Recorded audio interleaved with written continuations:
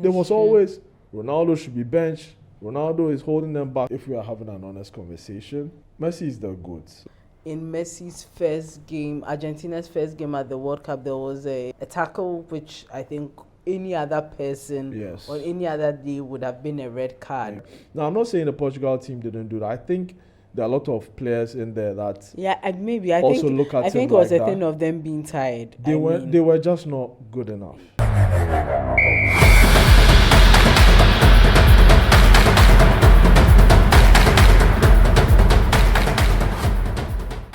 Hi guys, welcome to Good Angle Sports. My name is Donald. If you haven't done this already, please follow us on all of our socials at Good Angle Sports.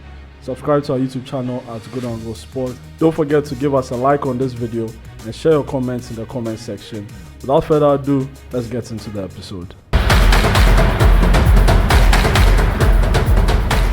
Alright guys, welcome back to the show. Today I am joined by Eugenia. Eugenia, how are you doing? Hi, I'm good. How are you too? Fine, thank you. Thank you so much for coming again. Guys, like you heard, I said come again. So if you haven't watched her episode from a few weeks ago, please go on our YouTube page. You see our previous episode with Eugenia. How was your experience last time? After I watched the episode back and all of that stuff. It was great. I mean, I shared it with a couple of friends, got good feedback. Okay. So yeah. That's great. I mean, you said last time that this was your first podcast. Yes. I mean, back then. Yes, back then too. Back then. This is just my second one. Okay, great. I actually got some good feedback, as well. Okay. On your episode. Like, you know how a lot of people, when it comes to women and how they are judged in the sports space and stuff, people are very sort of judgmental more towards women because they assume that not a lot of women watch sports as, consistently as men do, stuff like that, and so they judge them a little bit more, different. Superficial. Exactly. So, but a lot of people were like, she knows what she looks like, she knows what she's talking about. She sounds great. Like, more of you, basically. Yeah. That's all right. Thank you. That's good feedback. So great. So, as always, a lot of stuff is happening in the world of sports and more specifically football. And I guess, the World Cup has been dominating a lot of the news and stuff, right? A lot of storylines. Like, the football is one thing, but the storylines, side stories and stuff behind is also a completely different ballgame, right? And I think going into this World Cup, one of the things that a lot of people were talking about was the big name players and whether they were going to show up and things like that. Right now, you have on one side the young ones, up and coming players, Kylian Mbappe, Harry Kane. No, Harry Kane is not necessarily young, but so you get what I'm saying. I guess the new current generation. Mbappe versus Haaland. Yes. And a few other, I guess, young players that Yeah, and I guess we usually throw Harry Kane in there because even though he's not young, he's still part of this current generation's crop of players. Okay. Do you get what I'm saying? So I guess that's the lens through which they look at him, right? But so you have those guys, right? Then you have the greats who are sort of maybe on their way out, but are still capturing headlines, right? Messi, Cristiano, Neymar. The last dance. Exactly. I feel like this World Cup was talked about like a lot about, is this the last dance of those players? Because this is Messi's last World Cup, apparently. It's Ronaldo's last World Cup. They haven't emphatically said that, but exactly. I think it only stands to reason. Yes. It only stands to reason, because of age. Exactly. I mean, the way Messi's playing, I think he can't even come again, to be very honest with you. But hey, I think by then he'll be in his that'll be 43-ish. I think. Yeah. Exactly. So that most likely won't happen, right? Ronaldo, I think he has said that this is last one, so he's out. I think for Neymar as well. In fact, he even coming into this one crowd was it was very controversial. It was a whole thing, right? So with him, we know for sure he's not coming back, right? So so the last dance is very befitting in terms of the theme for this World Cup in relation to them, right? Yeah. So I think that's a good segue into our conversation for this particular episode. do these players, right, the Neymars of this world, the Ronaldos of this world, the Messis of this world, do you think that they deserve preferential treatment? Do you think that it's justified that they are looked or judged differently from other players, right? Because a lot of conversations heading into this World Cup have been around. Ronaldo had a suspension before the World Cup, right? And yes, it was suspended. Exactly. So deferred exactly. a later time. Yeah. Funny enough, I don't think this got enough attention as it should have. But I think it was probably because before the tournament, a lot of people weren't really. It's like, okay, when does this thing start? Basically, right? So I think a lot of people, even though it was talked about a little bit, it wasn't overemphasized because you heard about the situation with Balogun, right? Yes, the US striker. Yeah. If it's the same thing, it's like, look at how much heat still go. I mean, obviously, I know it's mainly because Donald Trump was involved. Yes, and he was in the middle of the tournament, and he actually came out and said that he did that, which was crazy, by the way. Right, and then you also have, a lot of people talking about Argentina and Messi and some of the calls that have gone against other teams, playing against them, conspiracy theories, blah, blah, blah. So in all of this, people have argued, okay, well, yeah, fine, fair play, but at the end of the day, it's Messi, it's Ronaldo. These guys are greats of the game, and the truth of the matter is, in real life, people with certain profiles get preferential treatment anyway, so is it fair to do that in the game, in sports? Do you think that players, like people like this with these profiles, deserve preferential treatment? Do you think it's justified? It's a bit dicey. I think it should or probably depends on what the situation is, in that moment. For instance, when you spoke about Cristiano Ronaldo's suspension being sort of deferred to some other time, from FIFA's, I think it was a FIFA thing, not a UEFA thing. Yeah. From FIFA's point of view, they were looking at the publicity and the marketing aspect of the World Cup, and if we have one of our huge stars like Cristiano Ronaldo not being available to start the World Cup, I mean, it takes a bit of attention from them. So that meddling is I don't think it was great, because then, so let me put this together with I think in Messi's Argentina's first game at the World Cup, there was a tackle which I think any other person on any other day would have been a red card, but then I don't know. I don't even know. I think there was no free kick, and I think there was no yellow card as well. Yes, because of their standing in football and who they are, there are certain things that I guess you can't give them preferential treatment on. Then if we take Messi's case, the tackle in particular, I mean, it was a dangerous tackle. If the referee wants to be lenient, I guess maybe a yellow card. Even if all things show it was a red, perhaps a yellow card. But I guess that brings up, if they had given a yellow card, then VAR will be forced to intervene to scrutinize it to see if yellow is enough, or yes, it warrants a red. And we see that with other people who seem like who are great, and then on the pitch they seem like they are good, they have good behavior, good character. They are not people throwing a strop all the time, or always in referee's face and everything. Salah is very much respected by referees. I mean, when you watch the EPL, so there's something that another person would do that whoever will get a yellow card or something, but if it's Salah, I mean, he will go off with just a warning or something. Yes. So because of the stature of such players in football, I think there's already that inclination to have preferential treatment towards them. Yeah. Okay.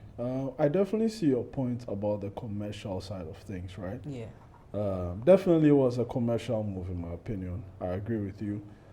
Cristiano Ronaldo, they wanted him to be at the start of the World Cup, eyeballs, all of that stuff. Yes. Same with Messi, they want him there. I mean, it's sort of like pitching both of them against each other. Exactly. Because when it comes to these things, trust me, the storylines are as big as, probably maybe even bigger than the tournament itself. Yes. The storylines, I feel like the Messi and Ronaldo dynamic has sold this World Cup way more than anything it has. Honestly. Yes. Even Neymar, who was a passive participant, probably his name alone and the dilemma of whether he was, going to be selected for the World Cup and how much involvement he was going to have, that also sells a lot of the World Cup. Yeah, and I think there's a little context to perhaps with where it's being held, being the USA. The football or soccer, as they call it, isn't exactly their most popular sport, and news and publicity runs a lot in the US. So if you have such storylines that can drive attention and eyes onto the game, most likely that was, I think, the context of the where the tournament is being held also played a role. I don't think if it was in some already football crazy loving country, perhaps the commercial side would have mattered that much to FIFA. So like if it was anywhere in Europe, anywhere else. Yes, I mean it's already football, so we are more looking at tactical things. I mean technical things, not exactly trying to sell the World Cup. That's a good point actually, because you are right. Like the region for the World Cup this time around. Yes. This World Cup is also being done to appeal to that particular region and sort of sell the game to that side of the world as well. That's correct. Canada, US. I think Mexico is very like a football country. So with them, not so much, but more so the US and Canada. And with them, they know personalities even before they know about the sport. A typical example was David Beckham, right? Yeah. They knew David Beckham before the fact that he was even a footballer. He was no more for a model than he became, like us, and for the football side of things. Before he went to play in the US, they knew about him, but a lot of people probably were not even sure what he did or who he was. Do you get me? So for them, the names, if you are going to sell the sport in that region, then the names matter. Who is taking center stage at the beginning, it matters. So for those of us on the outside looking in, we have to understand that that's what the people on the inside, that's how they are looking at it. And that's what will go into their decision making when it comes to whether Cristiano has a red card going into the tournament or whether Messi puts in a dangerous tackle in the first game and if he should have been sent off. Because I guess at that point, that's what he's going to miss either the next game or a couple of games, depending on what. And I think, I mean, at this point in time, we are at the quarterfinals just ended, and we saw that for England's quarterfinal game, or their round of 16 game, Jarrell Quansah got a red card, and his too much suspension has still been upheld. And so he's going to miss, I mean, they've just played their next match and then the next game. So you'd think, Jarrell Quansah isn't a household name or anything. And the PR is not PR, unfortunately. Exactly. I mean, it was a dangerous tackle, warranted a red card, and we didn't hear anything about. I mean, there were jokes made that I guess the king should, place a call to FIFA that, hey, I mean, I also want my red card for my player suspended. Yes, but I mean, it played out evidently for us with Quansah still having to serve out his match ban. So I think that just settles it. It was more of who who the story or situation is around, and their stature in the game. Exactly. Which brings me to the other side of this conversation is, yes, fine, we can all sort of understand that some of these high-profile personalities most likely will get preferential treatment, right? I think most of us sort of understand that that's how the world works. So the question is, how far does this preferential treatment go? Like, where do we draw the line? Because as you are rightly pointing out, it was a very, very big decision for them to try and, in fact, not try, they did suspend Balogun's, suspension during the tournament, right?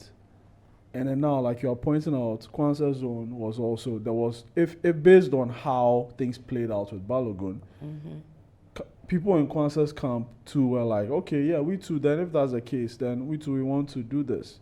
So how do you justify not doing Kwanzaa Zone, but doing Balogun Zone? Because in this case, we are not talking about a Messi or a Ronaldo. Yeah, it's Balogun. A lot of people probably didn't even know who Balogun was until the game. But his president is very popular. And he told us that he's the one for the petition. He's the host of the tournament. Exactly. So that exactly. definitely played. So like you are saying, okay, so that played a role. Okay, fine. So then that means that in terms of drawing the line, again, we are faced with who do you know? Exactly. Or where does it end? Where does, like, who do you know? Because if I know someone more powerful than you, then I'm going to get the advantage. And that completely strikes out the fair play. Yes. Side of the game. It's leading us, like, we're getting to dangerous territory. Exactly. I think when it comes to the, as they like to call it, the ethics and the governance surrounding the game. It's definitely not a good look. I think over the years there have been, every now and then a decision is made and you're like, that's a bit questionable. But it's like, when things are judged by human beings and stuff and all that, always and there's a board and there's a committee, there's going to be unfair decisions. Yes. I think people are okay to live with that, right? Yeah, but not to cut you, it wasn't as rampant, or it was just one or two incidents. Exactly. Yes. But then in this particular tournament, we've had, a number of them. All right, that is actually a good segue into another thing I wanted to ask you. Do you believe in conspiracy theories in sports? You can't run away from them because we live in society, and I mean, word goes round, stories go round, and everything. So yes, there's a bit that okay, you can't run away from it. Because the reason why I ask is, like I mentioned to you, a lot of conversations heading into this tournament have been around Cristiano Ronaldo versus Messi, blah blah blah. Right now, granted, there have been a lot of conspiracy theories surrounding Cristiano, but I feel like in recent years, especially, those around Messi have particularly intensified. Whereas for the most part of his earlier days, it wasn't so much the case. But because the Qatar World Cup, there was a lot of conversation about the fact that, okay, a lot was done to sort of facilitate Argentina win the trophy, which for me, I don't really buy into conspiracy theories, man. If I'm going to be honest, I generally don't really indulge in them. Do you get? Yeah, fine. I might have a conversation about it, but I just don't. It's not something I used to sort of. At the back of your mind, whatever, right? So with that World Cup, I was like, listen, Argentina played quite well. They grinded through some games. The final was crazy. I mean, someone scored 4 and still lost. It is what it is, right? But with this particular one as well, Argentina, there's a lot of conversation about them doing it again. And then get to one decision after another. And of course, there's somewhere you look at it and think, okay, that's a bit suspect, right? But nothing outside the realms of what we haven't seen in football before. Yeah. Do you get what I'm saying, right? But then also, there's also the thing of, I feel like, we're speaking about boundaries and where do you draw the line, right?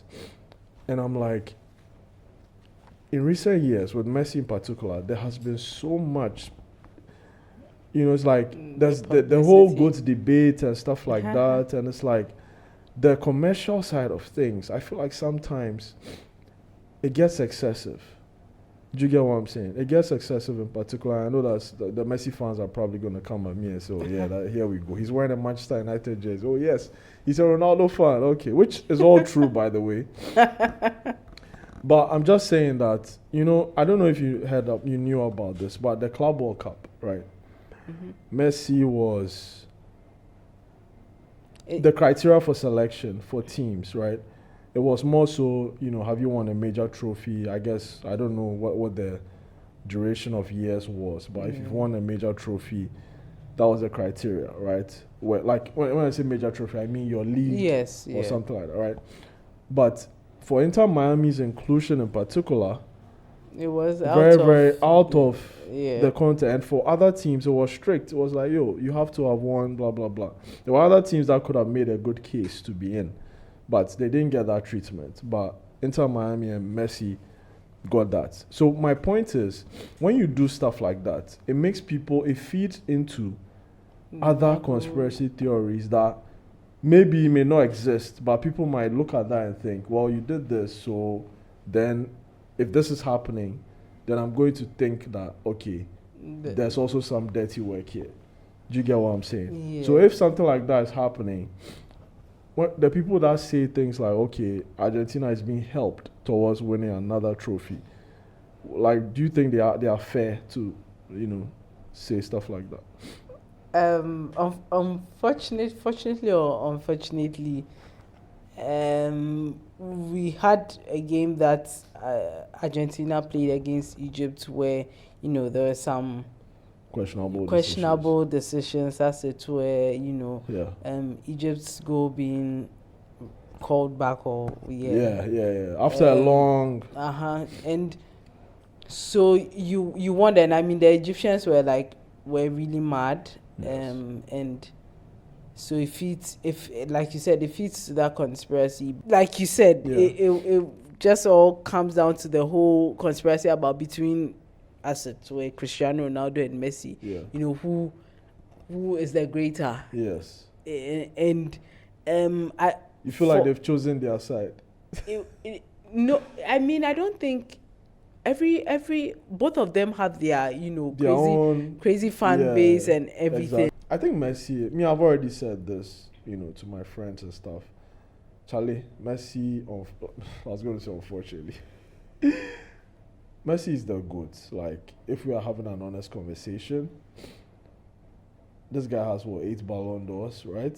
Yeah, and Cristiano I mean, God has 5. was able to win the World Cup. He's won the World Cup, yes, which Ronaldo hasn't won.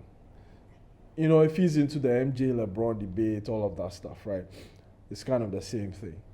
If we are being honest, if I'm a Ronaldo fan, right? Okay. If Ronaldo had 8 Ballon d'Ors and had won the World Cup over Messi, I'm not listening to anyone. Oh, yes. Like, I don't want to hear. Definitely. I don't want to hear anything. Do you get what I'm saying? Yes. So, for me, I feel like the same energy. I like to be fair.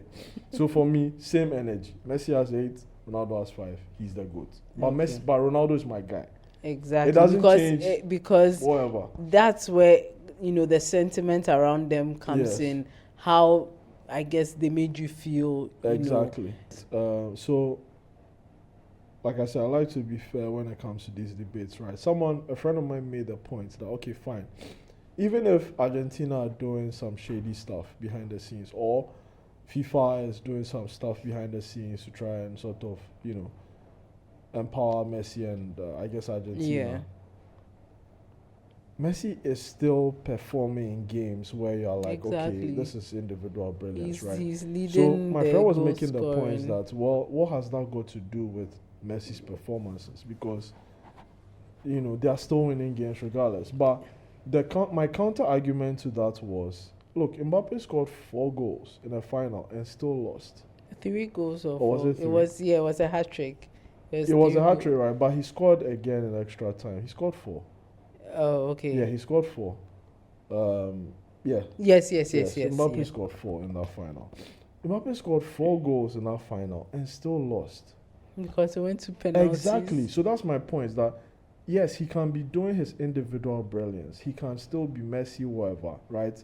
But he can still be helped. Like the team can still be helped in Yes. instances where, And like you were pointing out, right? If Messi puts in a bad tackle where he should get a red card, they could influence whether he stays on the pitch or not. He can then take it further and be his brilliant best and score goals and win the game. So, for this last bit of this conversation, let's talk about the fans and their perception of these players, right? Ronaldo and Messi, right? What do you think goes into how the fans perceive the players and the narratives that are developed about these players? Because if you look at Ronaldo and Messi, I think a massive factor into how these two are perceived is humility. I think humility is basically, I think there are a lot of things, but I think humility is the biggest underlying factor. Then in that case, I guess people say Cristiano is exactly that's the main thing. A lot of people, if you talk to a lot of fans who don't like Cristiano, it's about the fact that he's too known. But then he tell you, and I think that's what I say, you call it that, I call it confidence. Exactly. And then with Messi, it's more like, Messi's humble, he's all of that stuff. And then I get, in that instance, it's a thing about their personalities. Yes. Messi is most likely looks like, an introverted kind of person. True. Likes to keep to himself, minds his own business, doesn't necessarily want to be in the spotlight. Whereas you have Cristiano who embrace that, who work towards setting himself out as a superstar. Exactly. And we all know that aside the football, it is through that he's made so much money in terms of endorsements, brand deals and all that. N'Golo Kante just comes to mind.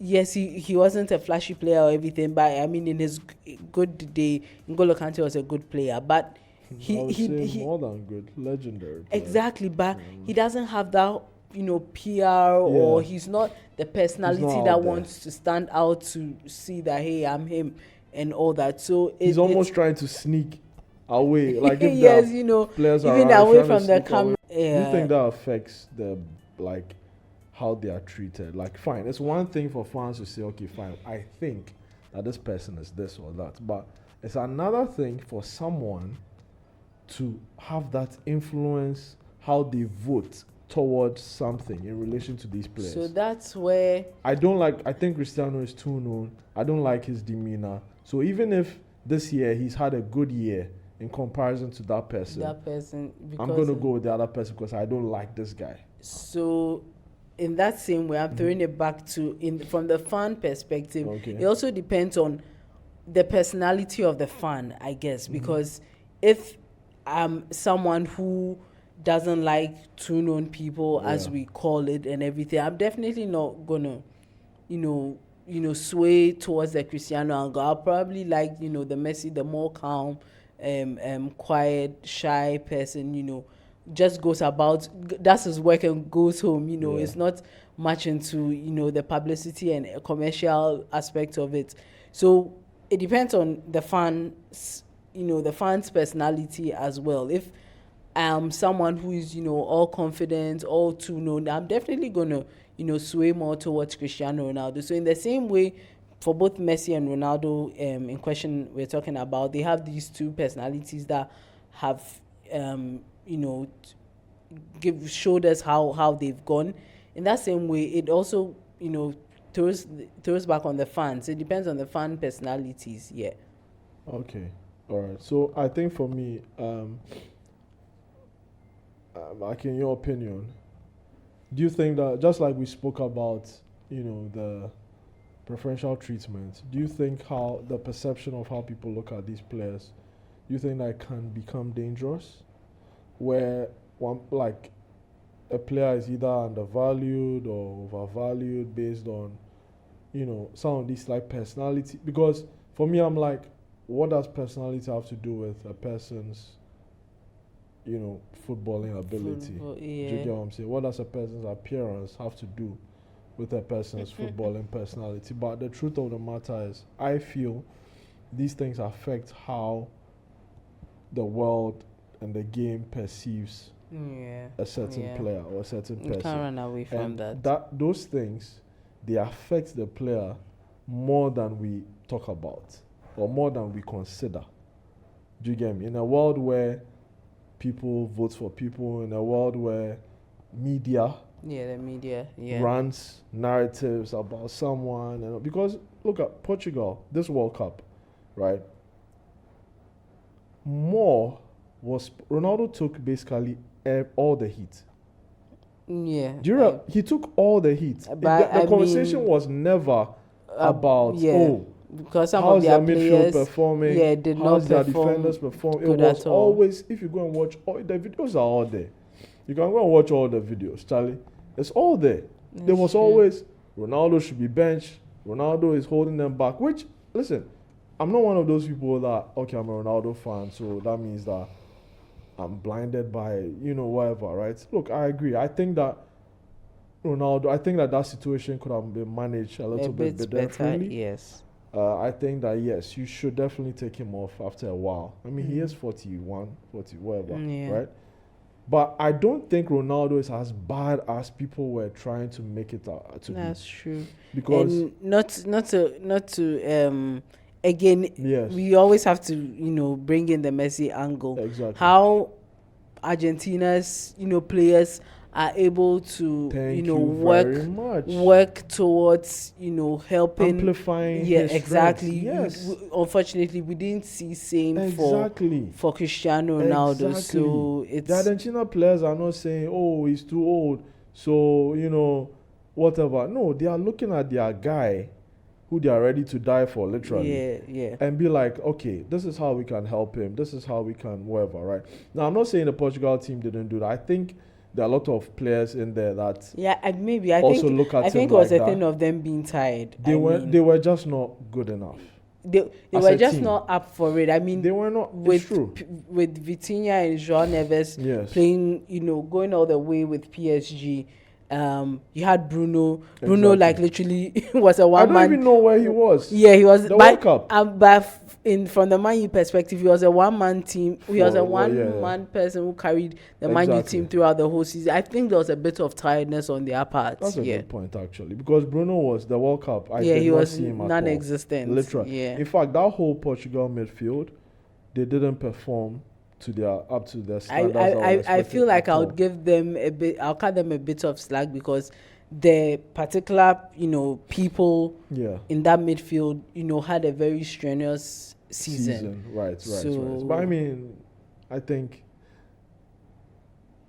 Charlie, there were a lot of players who had difficult seasons as well who are still turning up. I think Mbappe, Haaland, they are still doing their thing. You understand me? Haaland. But those two play in a different role in terms of the exertions that they need to have on the field. They are slightly different. The midfield would run. Yeah. The strikers may not run as much as the midfield, so that all comes into play. Yeah. Sure, that's true. Yeah. So I mean, I feel like a lot was made of the Ronaldo stuff. So I was just using that to back up the media stuff, right? Portugal were not assessed on the holistic thing. Ronaldo took the heat from day one to the end. And I thought that was a little bit unfair. There were some truths in there. I'm not, disputing that. It is true. He's 41 years old. He's not the player he once was. Yes, he should have been playing 90 minutes all the games. True. I remember that the commercialization of it, build up these two people as like a showdown. And so where you had one person, fine, obviously younger than the other, but Messi performing, and definitely Ronaldo was going to catch a lot of flack for not performing because it was expected, or we're expecting something really, mega in terms of his performances, which I think we got just in just one game or so. So it's how he was built up, how he was platformed. Like we said at the beginning, last dance between these two people, and unfortunately we have one living up to it, and then one not be. To be fair, I don't think Ronaldo did too bad. He got 3 goals. It's okay. You get what Yeah, I'm saying? he'll Back tell then, you. I think he himself said it. You don't need to tell him. He himself, I think after yeah. I think the press conference before their last game. I mean, he himself was the one at the presser and saying he doesn't think he has done too well. He doesn't need you to Yeah, tell exactly. him. I Yeah. mean, at the end of the day, listen, it's Ronaldo. The So respect is will it always be there. arrogance or is it confidence? I think for me, okay, so this is my opinion in relation to that, right? I don't think these great players are as humble as people think they are. The ones that they consider to be humble, I don't think they are. Look, personally, if you are the kind of players that these guys are, you will have some kind of ego. You will. Well, Because the thing is, you have to believe you are better than your opponent. than the other, yeah. Do you get what I'm saying? Like Messi has to believe that this guy coming towards him, he's far better than him to do what he does to those guys. That's true. Do you get what I'm saying? So, like, yeah, fine. Like I'm saying, personality-wise, his general demeanor will be okay. He's calm, he's cool, which is probably how he But is yeah, generally. he But the definitely truth has is, an ego. Do you think that Messi doesn't believe he's better than the next guy? Of course he does. Yeah. It's just that one person is overt with it. Ronaldo will say he'll put it out there that he yeah. believe, but Messi won't unless you force it out of him, basically. That's true. Do you get what I'm saying? So it's just those differences that I think, Anyway, before we wrap this up, I just want to ask, because I'm not sure, are you a Messi or Ronaldo fan?